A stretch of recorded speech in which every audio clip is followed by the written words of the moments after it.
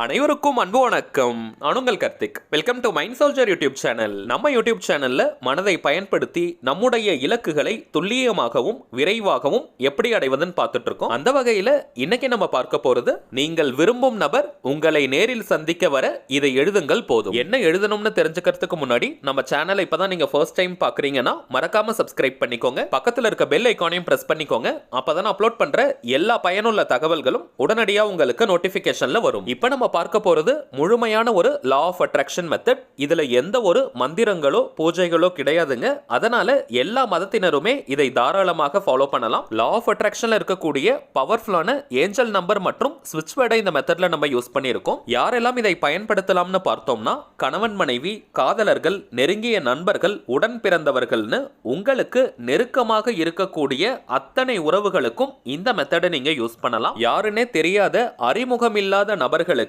இந்த மெத்தடை நீங்க யூஸ் பண்ண முடியாது. அடுத்ததாக, நீங்கள் விரும்பும் நபர் வெளியூர் அல்லது வெளிநாடு போன்ற தூர தேசத்தில் இருந்தால் எப்படி இது பாசிபிள்னு கேட்டீங்கன்னா, அந்த குறிப்பிட்ட நபர் வேற ஏதாவது ஒரு வழியில உங்களை கான்டாக்ட் பண்ணுவாங்க. போன் காலாக இருக்கலாம், அல்லது வீடியோ கால், அல்லது வேறு ஏதாவது சோஷியல் மீடியாஸ் மூலமாக உங்களை கான்டாக்ட் பண்ணலாம். காதலர்கள்னு வரும்பொழுது பிரேக்கப் லெவல்ல இருக்கிறவங்க மற்றும் ஒன் சைட் லெவல்ல இருக்கிறவங்களும் இந்த மெத்தடை நீங்க தாராளமாக பயன்படுத்தலாம். கருத்து வேறுபாடுகள், மனஸ்தாபம் காரணமாக பிரிந்து வாழும் உறவுகளாக இருந்தாலும் இந்த மெத்தடை நீங்க யூஸ் பண்ணும்பொழுது நல்ல ரிசல்ட் உங்களுக்கு கிடைக்கும். இந்த மெத்தட்ல பவர்ஃபுல்லான 222 அப்படின்ற ஏஞ்சல் நம்பரை நம்ம யூஸ் பண்ணியிருக்கோம். காதலுக்குரிய ஒரு முக்கியமான நம்பர் இது. காதல் மற்றும் மனிதர்களை ஈர்க்கக்கூடிய ஆற்றல் இந்த எண்ணிற்கு இருக்கு. இந்த ஏஞ்சல் நம்பர்ஸுடன் சேர்த்து சில சக்தி வாய்ந்த ஸ்விட்ச் வேர்ட்ஸ் காம்பினேஷனையும் நம்ம யூஸ் பண்ணியிருக்கோம். இங்கிலீஷ்ல இருக்கக்கூடிய மந்திர சொற்களுக்கு பெயர் தாங்க ஸ்விட்ச் வேர்ட்ஸ். தமிழ் மற்றும் சமஸ்கிருதம்லாம் எப்படி மந்திரங்கள் இருக்கோ அதே போல இங்கிலீஷ்ல இருக்கக்கூடிய சில முக்கியமான வார்த்தைகளை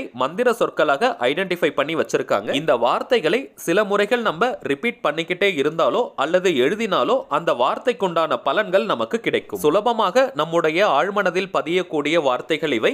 எந்த ஒரு விஷயமோ அல்லது கருத்தோ நம்முடைய ஆழ்மனதில் பதிந்து விட்டால் அது நம் வாழ்க்கையின் நிஜங்களாக மாறும். அதை யார் நினைச்சாலுமே தடுத்து நிறுத்த முடியாது. இங்கிலீஷ்ல இருக்கக்கூடிய இந்த ஸ்விட்ச் வேர்ட்ஸை நம்ம இங்கிலீஷ்ல மட்டும் தாங்க பயன்படுத்தணும். வேற மொழிகள்ல டிரான்ஸ்லேட் பண்ணி யூஸ் பண்ணக்கூடாது. வாழ்க்கையின் எல்லா விதமான தேவைகளுக்குமே தனித்தனியா ஸ்விட்ச் வேர்ட்ஸ் இருக்குங்க. இன்னைக்கு நம்ம பார்க்க போகும் இந்த வார்த்தையை பயன்படுத்தும் பொழுது நாம் விரும்பும் நபர் நம்மை நேரில் சந்திக்க வருவதற்கான அத்தனை விதமான சந்தர்ப்பங்களையும் சூழ்நிலைகளையும் அது உருவாக்கி கொடுக்கும். இப்ப நம்ம பார்க்க போகும் இந்த ஏஞ்சல் நம்பர் ஸ்விட்ச் வேர்ட் காம்பினேஷனை சொல்வதை காட்டிலும் எழுதும் பொழுது அதிகமான பலன்கள் கிடைக்கும். மேலும் நிறைய ஸ்விட்ச் வேர்ட்ஸ் உடைய காம்பினேஷன் இருக்கிறதுனால சொல்வதை காட்டிலும் எழுதும் பொழுதுதான் ரொம்ப சுலபமாக இருக்கும். அந்த பவர்ஃபுல்லான ஸ்விட்ச் வேர்ட் என்னன்னு தெரிஞ்சுக்கிறதுக்கு முன்னாடி அதை எப்படி பயன்படுத்தணும்னு தெரிஞ்சுக்கலாம். ஒரு நாளைக்கு 21 முறை 21 டைம்ஸ்னு 11 நாட்களுக்கு கண்டினியூஸா இந்த ஸ்விட்ச் வேர்ட்ஸை நம்ம எழுதணும். நடுவுல ஒரு நாள் கூட பிரேக் எடுக்க கூடாதுங்க. இன் கேஸ் நீங்க ஒரு நாள் பிரேக் எடுத்துட்டாலும் கூட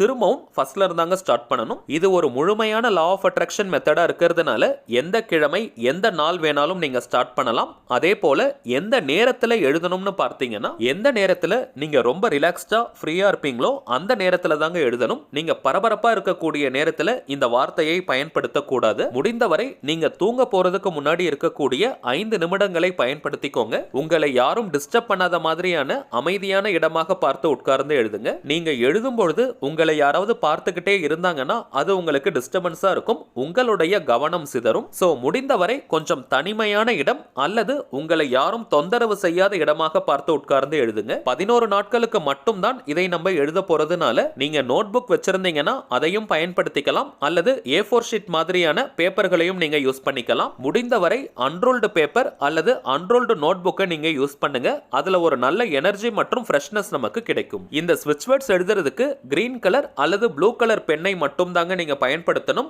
வேற எந்த நிறத்தையும் நீங்க யூஸ் பண்ணக்கூடாது. கிரீன் கலர் அல்லது ப்ளூ கலர்ல எழுதக்கூடிய பென், பென்சில், மார்க்கர், ஹைலைட்டர், ஸ்கெட்ச்னு எதை வேணா நீங்க யூஸ் பண்ணலாம். ஆனால் கிரீன் அல்லது ப்ளூ கலர்ல மட்டும் தாங்க நீங்க எழுதணும். 21 முறை எண்ணிக்கை ரொம்பவுமே முக்கியம். அதாவது ஒரு நாளைக்கு 21 டைம்ஸ் தாங்க நீங்க எழுதணும். அதனால நம்பர்ஸ் போட்டுட்டே நீங்க எழுதுங்க.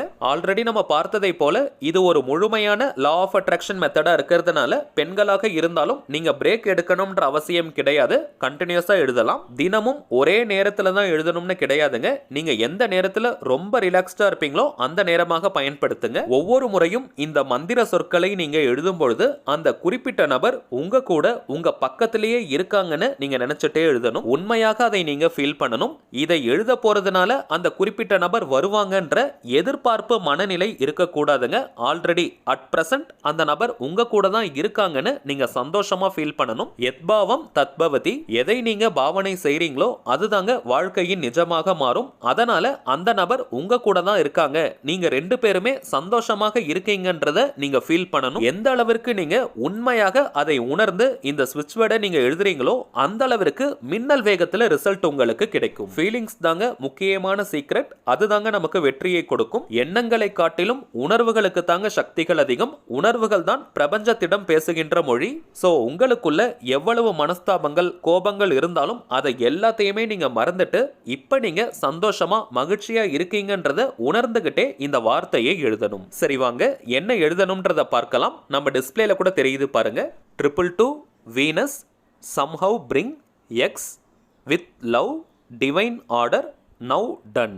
நிறைய ஸ்விட்ச் வேர்ட்ஸ் உடைய காம்பினேஷன் இதுல இருக்கு. அதனால கொஞ்சம் லென்த்தியா இருக்கும். உங்களுக்கு கிளியரா தெரியணும்ன்றதுக்காக 2 லைனா நான் ஸ்ப்ளிட் பண்ணி எழுதியிருக்கேன். நீங்களும் ஒரே லைன்ல எழுதலாம் அல்லது 2 லைனா கூட ஸ்ப்ளிட் பண்ணி எழுதலாம். இந்த வாக்கியத்தில் இருக்கக்கூடிய எக்ஸ் அப்படின்ற வார்த்தைக்கு பதிலாக நீங்கள் விரும்பும் அந்த குறிப்பிட்ட நபருடைய பெயரை எழுதணும். உதாரணத்திற்கு அந்த நபருடைய பெயர் ராஜான்னு இருந்ததுன்னா To Venus somehow bring Raja with love divine order now done. அவங்களுடைய பெயர் ராணின்னு இருந்ததுன்னா To Venus somehow bring Rani with love divine order now done. இப்படி நீங்க எழுதணும். நேம் யூஸ் பண்றதுலயும் நிறைய பேருக்கு குழப்பங்கள் இருக்கும். அந்த குறிப்பிட்ட நபரை நீங்க எந்த நேம் சொல்லி கூப்பிடுவீங்களோ அந்த நேம் நீங்க யூஸ் பண்ணுங்க. அது ஷார்ட் நேம், பெட் நேம் எதுவாக இருந்தாலும் அதை நீங்க பயன்படுத்தலாம். இன்கேஸ் நீங்க நேம் சொல்லி கூப்பிடாதவங்களாக இருந்தீங்கன்னா அந்த குறிப்பிட்ட நபரை அதிகபட்சமாக என்ன நேம் சொல்லி கூப்பிடுவாங்களோ அந்த பெயரை நீங்க யூஸ் பண்ணுங்க. உதாரணத்திற்கு அவங்க படிக்கிற ஸ்கூல்ல, காலேஜ்ல அல்லது ஒர்க் பண்ற இடத்துல என்ன நேம் சொல்லி கூப்பிடுவாங்களோ அந்த நேமை நீங்க பயன்படுத்திக்கலாம். எழுதி முடிச்சதற்கு பிறகு தினமும் அந்த பேப்பர் அல்லது நோட் புக்கை பத்திரமா ஒரு இடத்துல வச்சிருங்க. வேற யாரும் அதை எடுத்து படிக்காத மாதிரி நீங்க பார்த்துக்கணும். 11 நாட்கள் நீங்க எழுதி முடிச்சதற்கு பிறகு அந்த பேப்பர் அல்லது நோட் புக்கை நீங்களே வச்சுக்கலாம். வேணாம்னு நீங்க நினைச்சீங்கன்னா அதை நீங்க எரிச்சிடுங்க. நோட் புக்ல எழுதுறவங்க அந்த பேப்பர்ஸ் மட்டும் நீங்க கிழிச்சு எரிச்சிடுங்க. 11 நாட்களுக்குள்ள என்னைக்கு உங்களுக்கு ரிசல்ட் கிடைச்சாலுமே இந்த மெத்தடை அப்படியே நீங்க டிராப் பண்ணிடலாம். கண்டினியூ பண்ணணும்ன்ற அவசியம் கிடையாது. எக்காரணத்தை கொண்டும் அந்த குறிப்பிட்ட நபர் கிட்ட இப்படி ஒரு மெத்தடை நீங்க ஃபாலோ பண்றத எப்பவுமே ஷேர் பண்ண கூடாதுங்க. அந்த நபர் உங்களை பார்க்க வந்ததற்கு பிறகும் கூட அல்லது பேசினதற்கு பிறகும் கூட இப்படி ஒரு மெத்தடை ஃபாலோ பண்ணத அவங்க கிட்ட நீங்க ஷேர் பண்ணவே கூடாது. இந்த டெக்னிக் யூஸ் பண்ற நேரத்தை தவிர்த்து மற்ற நேரங்கள்ல உங்களுக்கு சந்தோஷத்தை தரக்கூடிய வேறு பக்கம் கவனத்தை திருப்புங்க. அந்த நபரை பற்றியே நீங்க நினைச்சிட்டே இருக்க கூடாது. இந்த டெக்னிக்கை ஃபாலோ பண்றது மட்டும் தாங்க நம்முடைய வேலை. மற்றதையெல்லாம் இந்த பிரபஞ்சம் பார்த்து கொள்ளும். சோ ரொம்ப கான்ஃபிடென்ட்டா தைரியமா நீங்க ஃபாலோ பண்ணுங்க.